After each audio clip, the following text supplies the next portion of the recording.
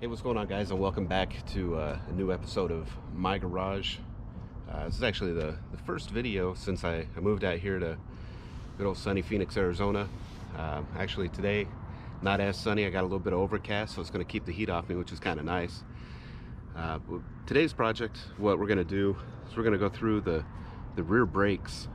Noticed right before I moved down to Nevada that this side I had an axle seal that was leaking, and then on the other side the brakes are actually metal on metal. I had rivets touching the drums. So I got new drums, new shoes, new hardware kits, new seals, and we're gonna go and get this all kind of squared away and put together. So let me show you what I got. All right, so here's the parts that we're going to be installing. So they're all actually OEM parts. The drums are manufactured by Bendix. That's the factory manufacturer for these.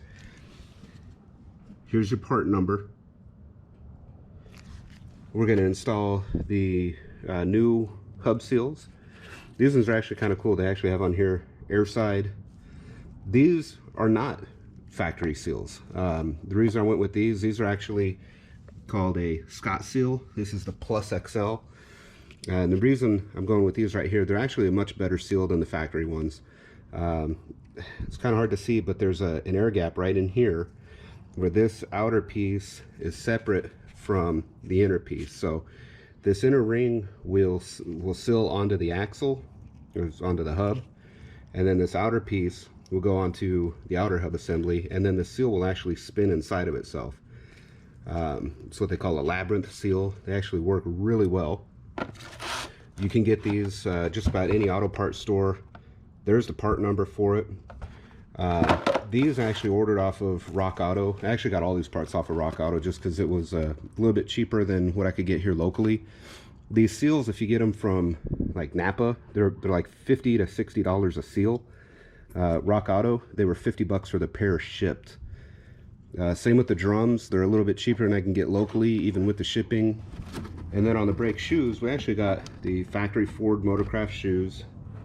That's the part number we got. These are actually the correct ones for, you know, 1-ton truck, Sterling axle with a 3-inch drum. If you notice on these shoes, there is a primary and a secondary shoe.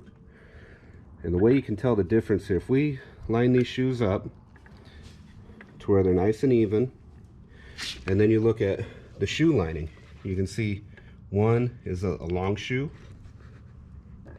and the other is a short shoe. So you want to make sure that you get basically a leading and a trailing shoe for each side. A drum, we got spring hardware. I find this to be funny. These actually came in a Motorcraft bag, which I threw away because in the shipping it got crunched, but made in China. But there's your part number. I don't think that's the actual Ford part number. Shame on me. I just now realized that the Motorcraft bag, or that the Motorcraft box, was a different part number than what's on the bag. But everything's there, all the springs and little clips and everything that we're going to need. So let's get started working on the truck. All right, guys, so we got the tire out of the way here. Most of the time when you're doing these, the drum is going to be locked on.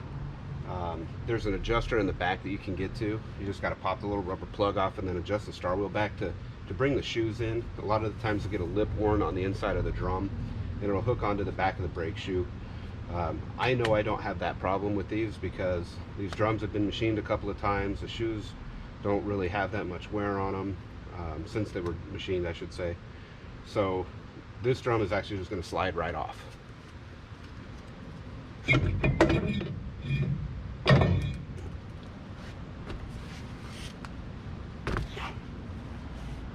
Okay, like I said earlier, this is the side that had the leaky hub seal. You can see we're starting to get a little bit of oil up in here. It's kind of wet. You can see the oil right over on this shoe here too. But the thing you really got to look out for, and how you can tell if these are leaking. So this right here is your hub. The seal goes on the back side of here. So when you get this oil and grease, like what we have going here, and you can actually see where it's down here, everything's all wet and gooey. That is actually the start of a very bad thing. What will end up happening is to get oil dripping into the drum. It'll get on the shoes. The shoes are going to swell up. They'll eventually start to stick, and then the shoes are going to come apart. So This one here, it's at the very early stages. I've actually had these before. You take the drum off and everything is just gooey and nasty and sticky. They're a pain in the butt to clean. So what I'm going to do is just work on getting everything here broke down. And the one thing I can't stress enough is do one side at a time. I don't care how many times you've been into these drums, unless you're an expert at it and you know how they go, you're going to get it apart, clean everything, and then by the time you go to put it back together, you're going to forget where certain springs go or how a clip went. You'll end up putting it together wrong. And trust me, the diagrams for this brake system are terrible. I was looking at them before to see if there was like a good schematic that I could use to put everything back together, and there's not really a good one. So do one side at a time, that way you'll always have the other side to reference. A lot of the times it's going to be flipped, so you got to kind of think, make sure that if it's one way on the driver's side, you flip it for the passenger side and vice versa. So just something to keep in mind when you're doing this. Otherwise, it's pretty straightforward. Like I said, we're replacing all the hardware, so I can take it all off.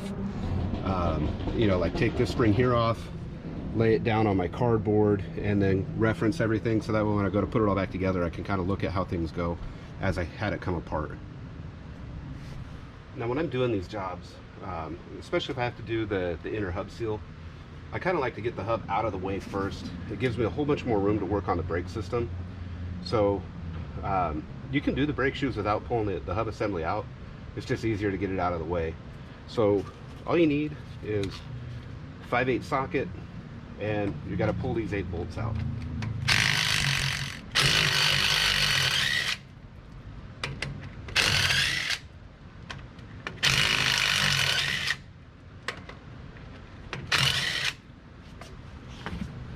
And then make sure you have a drip pan ready before you pull this out, because it will drip a little bit of oil.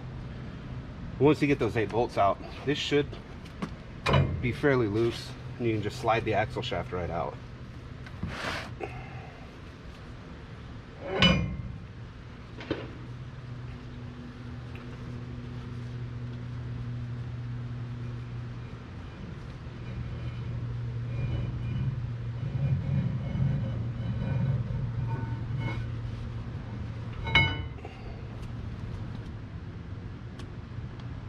And now that we got the axle out of the way, you can see you have this kind of crazy looking lock nut in here. It's almost like a spanner. There is no hex on it. It's got a casing around it, and then there's just 4 square little cutout holes. So what you need to do to get that out is you need a special tool. So this is the spanner nut that you need, or the spanner nut socket that you need to get this out. They're made by OTC. There's several companies that reproduce them. This one I have is actually a Matco tool, part number SPS 280.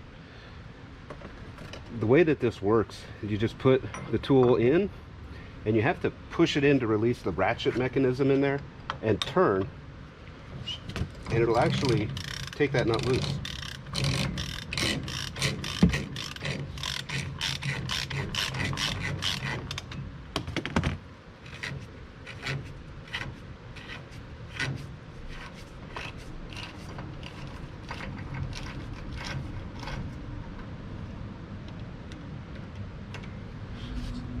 So here's a little bit better look at what this axle nut looks like now that we have it out.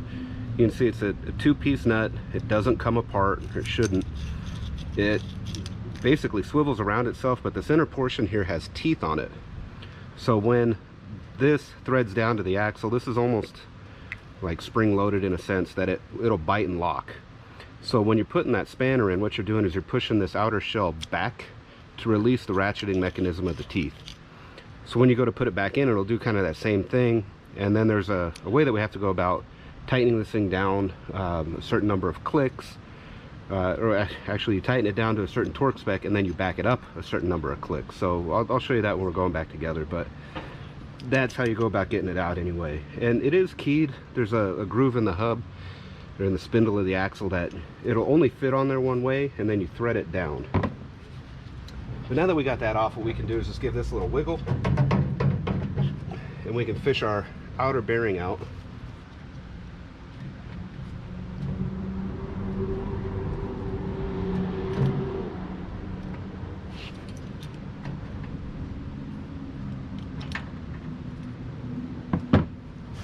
And then once you get that outer bearing out of the way, you can usually just grab that hub and pull it off. It'll sometimes be a little stuck just because that seal bites on pretty good. But usually you give it a tug, it'll pop off. Okay, I got this hub cleaned up, and I also got the spindle here clean.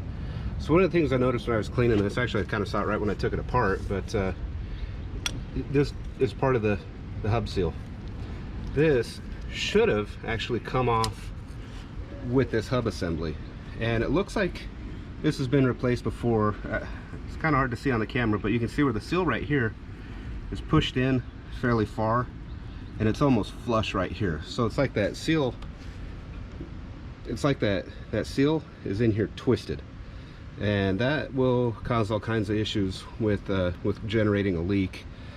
And then, like I say, this right here is part of the dust seal, and this right here is the sleeve that inner seal rides on.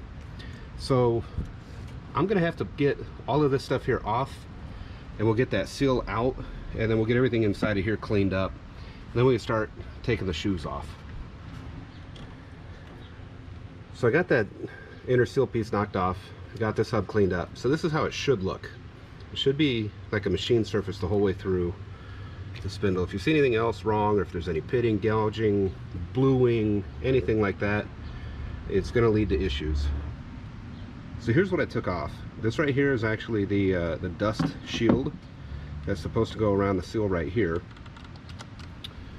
and this right here is the inner portion of the seal. So this is where I was saying a two-piece seal, kind of like the ones that we're going to be putting back on. So this is actually supposed to cover over all of that. So being that this got stuck on the hub, not too big of a deal, but it should all be one piece and it shouldn't come apart. So it just tells me that somebody put the seal on wrong, and over time this just separated, which caused the leak. There's nothing, it can't seal when this part is square on the spindle and this part isn't. So the next step we're going to do, we're going to pull this seal out, we'll take the bearing out, and then we'll get this hub assembly cleaned. Now most of the time these seals are a little bit of a challenge to get out, but if you get in here with a pry bar and you just kind of give them a push and try and walk them out, they usually will let out pretty easy. So once you got your seal out, then you can take your inner bearing out. So now just remember that there is a shim that goes on top, so you don't want to lose that. And now you should have a hollowed out hub assembly. We just got to clean this, inspect the bearings, and then it'll be ready to go back on after we get our shoes in place. All right guys, so I got everything here cleaned up. It's all ready to go back together. I got all the bearings here inspected. Everything looks really good.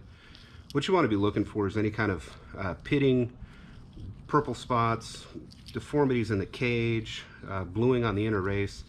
Everything here looks really good. If you want to replace them, now would be the best time, because obviously they're out. You would just have to drive the races out of the hub. Here's the part number for these. They're a Timken. The inner one is a 3992. The outer one is a Timken, and this number here, it looks like it's a LMI 04949. So those are your Timken numbers if you want to replace them. I'm going to just end up rerunning these because they look good. So the thing to remember here first is put your bearing in before you put the seal in. Because if you put the seal in, there's no way this bearing is going to fit through.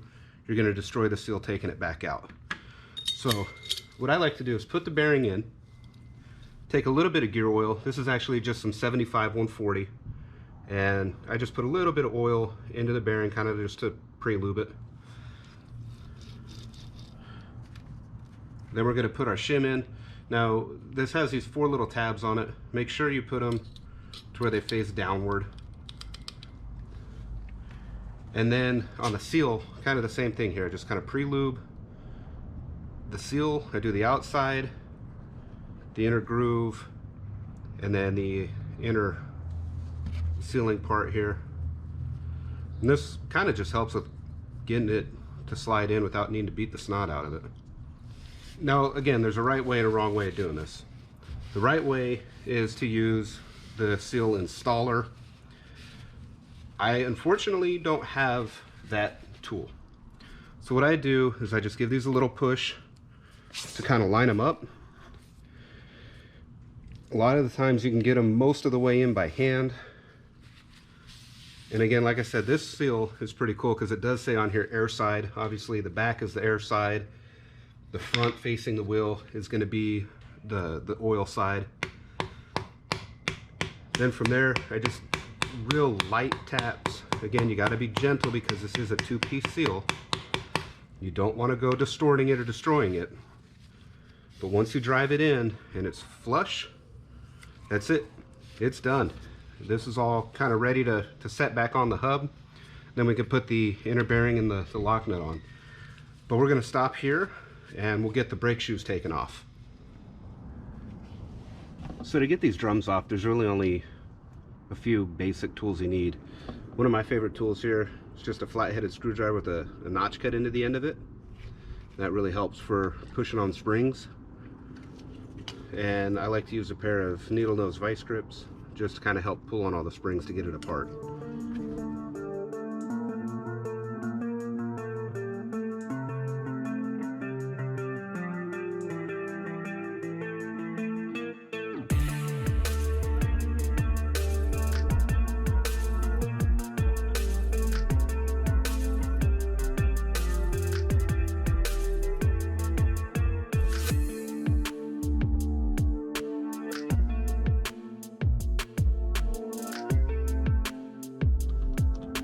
Well, here you can see kind of the basic overview of how the springs go in relation to the shoe. So that's why I say I just kind of lay everything out. Being that I'm replacing almost all of this, I'm going to have to transfer this piece. We're going to take the star wheel apart. We're going to clean the threads and relube that. I believe I have to transfer over this piece. And then on the backing plate, this is really all that you have left. This, it's actually bolted from the back side, and this pin is pressed into the backing plate. So you can usually leave this, you can leave the wheel cylinder, you just got to make sure that these little pistons stay in there. And ideally, you want to check these too to make sure they're not leaking. And if you get in here with a pocket screwdriver and you pry that boot back, if any fluid drips out from either side, just replace it. I replaced these actually not too long ago, so I know that they're still good. I'm just going to reuse those. Then we're going to wash all this down with brake clean. We'll get all this last little bit of oil from here cleaned out. Then we're going to go through, and on these pads, there's 3 on each side, 1, 2, and 3. We're going to put a little bit of anti-seize on there, and then we can start putting the shoes back on. And if for some reason you didn't believe that Bendix was the manufacturer of this, it's right here on the brake arm. It's also stamped onto the backing plate on the back side. So Bendix is actually the OE manufacturer for these for Ford. So that's why I went with Bendix drums. Like I say, it's all factory parts. So I'm going to work on getting all this stuff transferred over to the new shoes. So I got everything here cleaned up. I got anti-seize back on all of our contact points. You can see these 3 points here on both sides, as well as our anchor pivot point up here. I do have the new shoes all laid out, and I did realize something here. Not only is there a leading and a trailing shoe, there is also on the trailing shoe, there's a right and a left. This pin that holds this arm in is pressed into the new shoes. On the opposite side, it's actually pointing down. So you gotta make sure you get the correct side. The shoe that's going to face the front of the truck is going to be your short shoe. The longer shoe is the trailing shoe. So these are what they call a servo brake system. What I mean by a servo brake is when you have your shoes on here and you step on the brake pedal, the slave cylinder pushes these out, or the wheel cylinder pushes these out. When this shoe hits the drum, it pushes this star wheel and it rocks that rear shoe back. So it gets a servo action.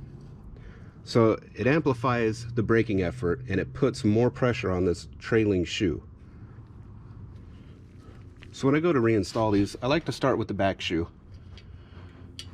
And I put my hooks in first. I'll put this one here in too in the front so I don't lose it in the process. And now you can usually take this shoe, line it up into place,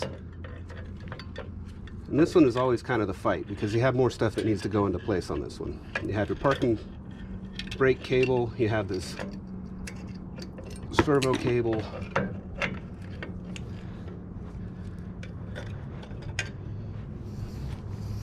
you got the spring,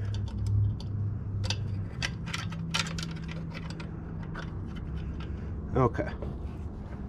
So about here, I can hold a little bit of pressure on that spring, and using my little screwdriver here, I can compress it, and then usually fight a little bit, but I can get this hook over the top of it, and it'll hold that shoe in place.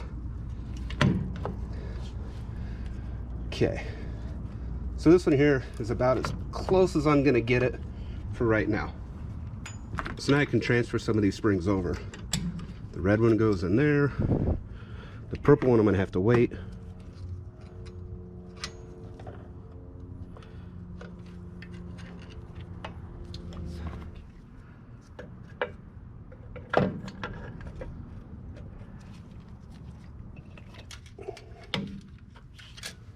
So now that we got those, we can put our star wheel in. You want to make sure that you get this part here lined up with the teeth.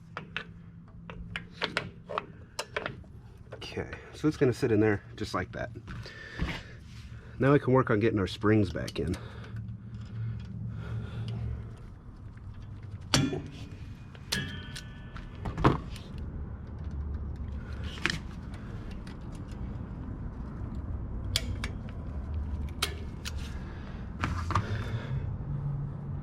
So one of the tricks to making this a little easier is you want to make sure you have your star wheel adjusted all the way in.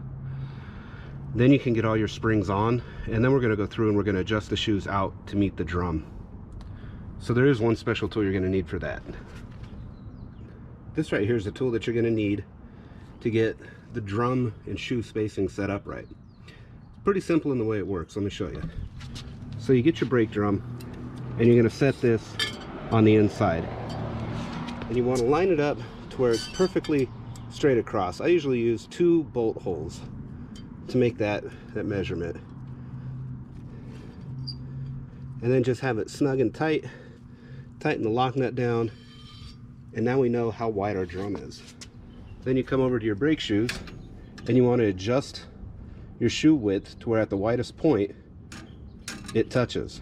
That way you don't have your drums too tight. You don't have them too loose. You can actually get it set pretty close right from the get-go. So the way we're going to adjust it is just by turning the star wheel.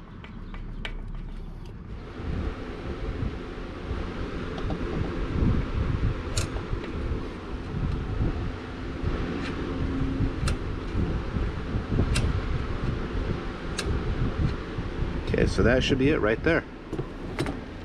Now that we got all the brake shoes in, we got everything adjusted, I can actually start putting our hub back together. So I like to start with just putting a little bit of oil on here.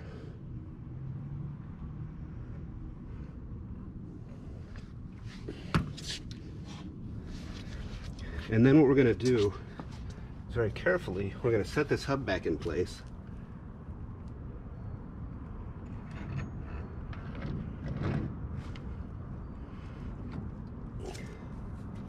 Now one thing you want to keep in mind here is you want to keep this supported.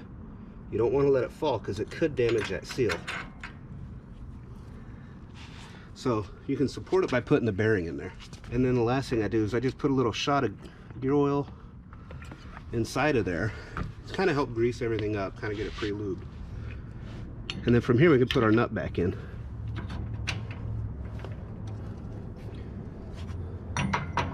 We are going to need that same tool again to install it as we did taking it out.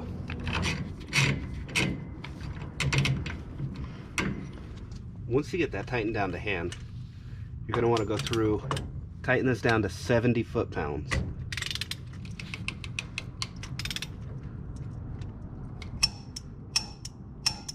Give it a spin, and then click it again. Give it a spin, and one last time. So what that does is it gives that bearing a chance to fully seat. So right now it's actually over tightened. If we were to leave it like that, it'd burn that bearing up in no time. So now what we're going to do is we're going to go and back it off 180 degrees.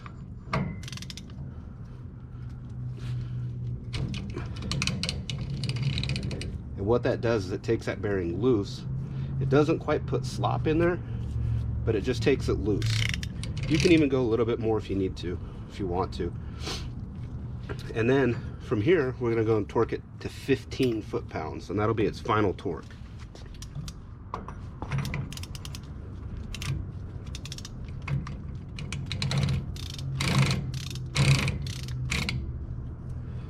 So ideally, you want to be spinning this while you're torquing it. There's 15 foot-pounds. And the reason I was spinning it that much, I wanted to hear it click, which I did. So now I know that that ratchet lock is in place. This is actually not going to move. So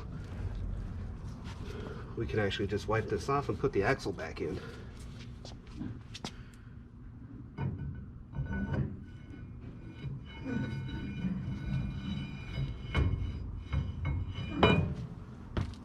Now when you go to put these in, they're going to hit a point where they stop. And basically what happens is the axle hits the spider gear on the inside of the diff.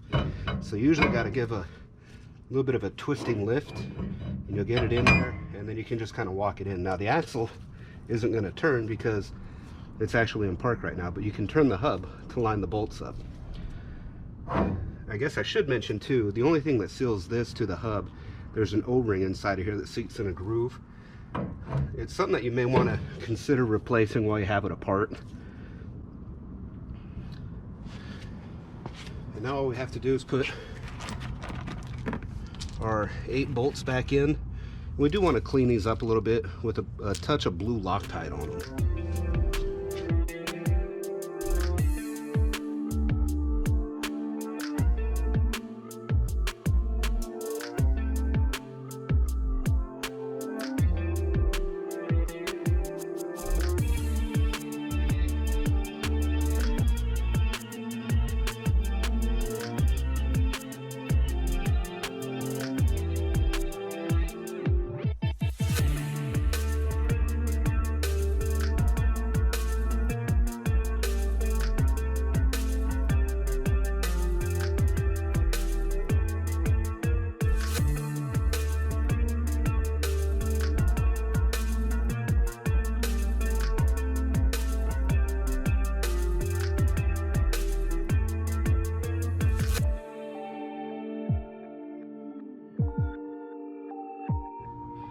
Well, hey guys, that's pretty much it for doing the brakes on this. You can see we got this side here all the way back together. One of the things that's kind of a quick little tip, if you put the drum on, go inside, cycle your parking brake a couple times, hit the brake pedal a couple times, it'll force the shoes out and it'll cause everything to seat. Then you can go and get a real feel for how the drum should fit on. So my initial adjustment on this here was pretty close. Obviously I still got to put the tire back on. I'm gonna do the other side still. I'm not gonna do that on camera just because it's a repeat of the same thing we did. Then I gotta go take it for a test drive, bring it back after I get, you know, about 50 miles of driving on it or so, a little bit of braking, and then I'm gonna go and readjust the brakes, because once those brakes kind of seat in for that first time, the adjustment is gonna change. So we'll have to go back through and check it then. But other than that, this is all done. We're good. Well, hey guys, I just wanted to say thanks for taking the time to watch this video. I know it's been a while since I put anything out, just with changing jobs, moving out of state, getting the house all set up, trying to get life kind of back to normal. I haven't really had a whole bunch of time to do much, if anything, really. A little bit of the spare time, I've been working on this old Chevy that I just inherited. Maybe I'll do a couple videos on that. Let me know what you think. It's kind of one of those, it was my dad's. He was working on it. He was doing a bunch of different stuff. He passed away, so I just recently inherited it, and finally had some time to kind of work on it a little bit. So that's been taking a little bit of my spare time, but these brakes are turning into a safety issue.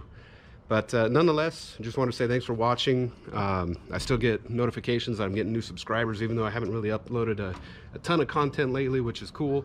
I really appreciate all that support and interest. I wasn't really sure how this was going to go, and if people would even really like seeing the work getting done on this old truck by a guy that works out of his garage.